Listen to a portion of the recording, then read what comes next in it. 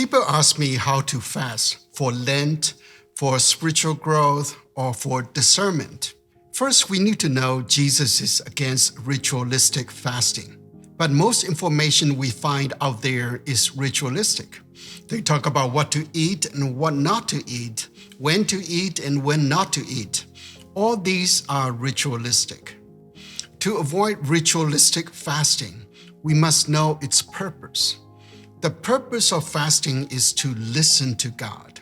Just as prayer is to talk to God, fasting is to hear from God.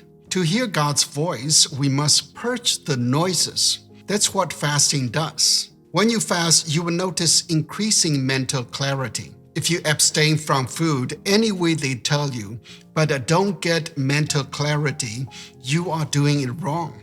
So before learning how to fast, realize what fasting helps you achieve. When you know the purpose, you can be mindful of where your fasting leads you instead of mindlessly fasting. That's why I came up with the mindful fast. This is what you need to do. First, be mindful of what you hear.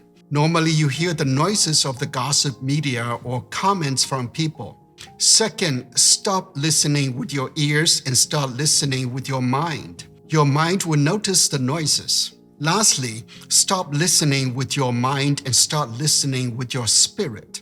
How do you listen with your spirit? The word spirit is translated from Greek, pneuma, and Hebrew, ruach. Both mean breath. So to listen with your breath is to listen with your spirit. That might sound far-fetched if you heard it for the first time.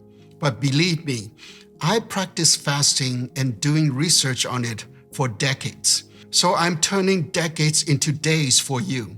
So humor me for now. Your breath is irregular when you hear noises. It's a sign of anxiety. Even good news makes you anxious. You might not have noticed it, but be mindful that your breath is irregular whenever you hear good or bad noises.